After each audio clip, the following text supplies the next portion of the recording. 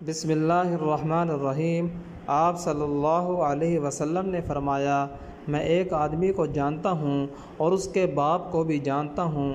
جب وہ جنت کے دروازے پر آئے گا تو ہر دروازہ بے قرار ہو کر کہے گا، آپ ادھر تشریف لائیں۔ 8 دروازے اسی طرح پکاریں گے۔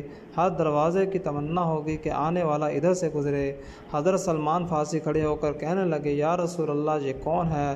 فرمایا، ابو بکر صدیق۔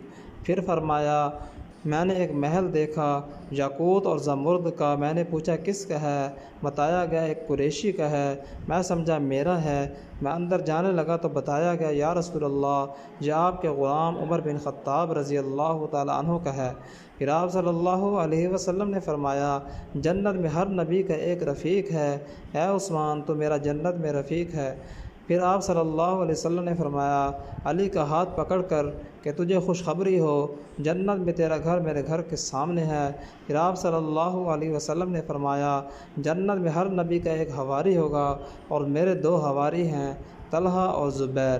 اس شان سے یہ امت جنت میں داخل ہوگی، اور جیسے ہی جنت میں داخل ہوں گے، پہلا گارڈ آف آنر پیش کیا جائے گا فرشتوں کی طرف سے، السلام علیکم۔ لا تعداد فرشتے، باقی سارے نبی اور امتوں کی ابھی باری نہیں آئی۔ سب سے پہلے حضور صلی اللہ علیہ وسلم، آپ کے ارد گرد غربا، مساکین، فقراء، امراء ان سے پیچھے ہوں گے۔